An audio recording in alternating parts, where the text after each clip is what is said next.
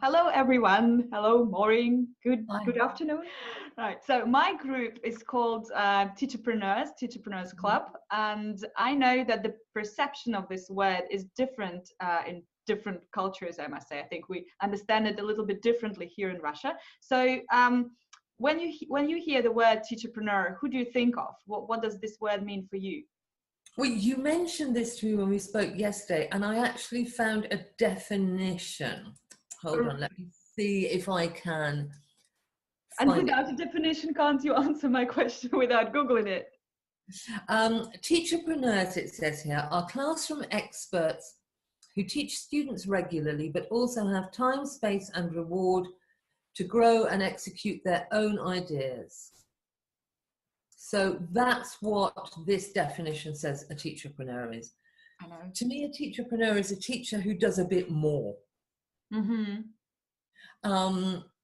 I personally think of a teacherpreneur as being someone who, what's the verb we're supposed to use now, monetizes their skill.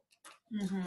So it's not only that, let's say they're a freelance teacher who earns their income by teaching, but they add on something more. Mm-hmm. If you're a teacher in a school, basically the school defines the product and the construct and how that product or course or training program is delivered. If you're a teacherpreneur, I think you create that yourself and sometimes deliver it yourself too. And I think you have to be much more agile in terms of how you work with the market, because you don't have a huge marketing department. You can make decisions very quickly and define your products to suit your clients much more quickly. And then you might, you might start doing add-ons, like you might say, right, I'll be doing one-to-one classes with you, then I'll offer a one-to-one online half-an-hour surgery, then I'm going to create this course material and you can have that. So I think it's much more, for me, is that how you see it in Russia? Is that the view?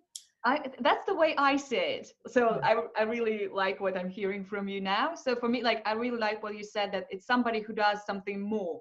So you can be a freelance teacher, but you don't necessarily become a teacherpreneur when you're only teaching freelance, for me. So when you do something extra, maybe, I don't know, you develop games or you print cards and sell games and do an online course or something like that. So because there is this preneurial part, which is a bit different. Yeah, so that's my understanding of it. It's this little bit more. Okay, no, I like what I hear, because when I was Googling this word, and I found something like there is a negative connotation or something that usually, as the definition said, teacherpreneur is somebody who works within an organization and has some creative ideas and basically makes problem for everybody else because they have to work then. Yeah, I think that in many organizations, if you are that sort of person, you can make waves in an organization because you just don't accept everything unquestioningly. You're the person who's always saying, oh, but what about this? Or why can't we do this? And that person is often viewed as being a little bit irritating. Mm-hmm. But my mother had a very good saying, which I use a lot, which is every oyster needs a grain of sand to make a pearl. Oh. And so it's, if you can view those people as your potential grain of sand that could make something beautiful, you don't get so irritated by them, because these people who are questioning things are the people that you need to have. But often, and that's why often these people do go freelance, because it's too much of a fight otherwise all the time. Yeah, I know, that's what happened to me. I've fought with management at my 2 previous jobs, and then I thought, okay, enough. I mean, some organizations are open enough to people like that they actually encourage this or they welcome that, but in my experience, that's the minority. That doesn't happen very often. That's really. Now with this agile thing, with the new approach to organizational structure, I'm not sure if it works in ELT, We should ask Dmitry about that maybe. So I know that different, I don't know, shops are managed by the team. So they kind of have this entrepreneurial spirit. So maybe. That could be a way forward, I think.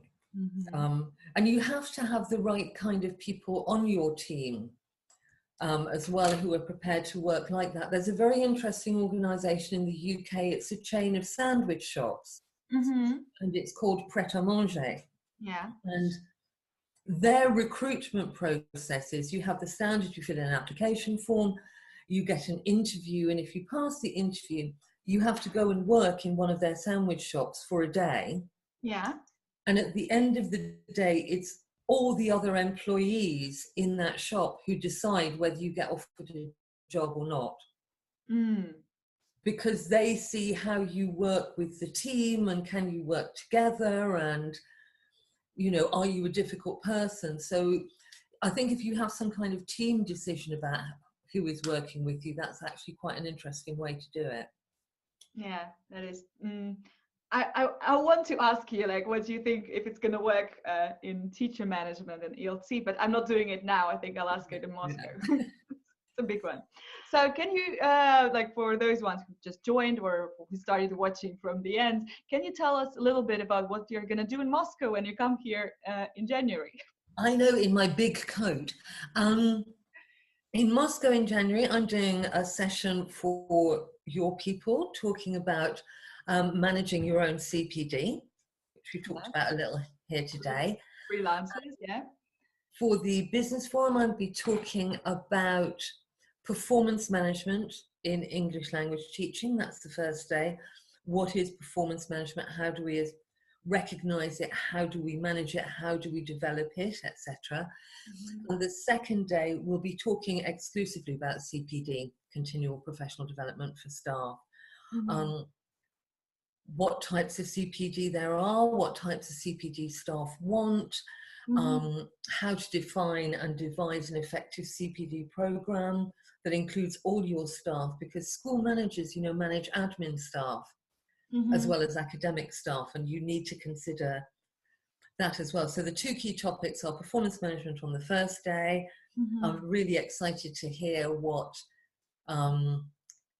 delegates think of my view of performance management.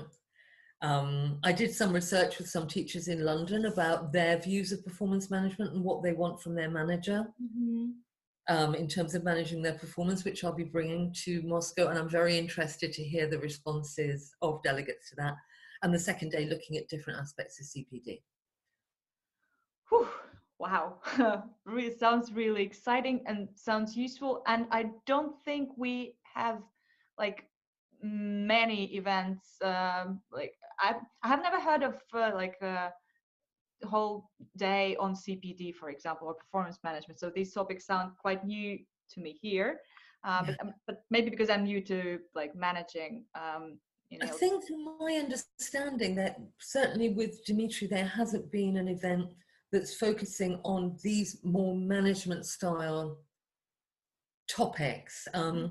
So I think this is perhaps a newer thing coming to Moscow, which is even more exciting, because then we can just work it out as we go along.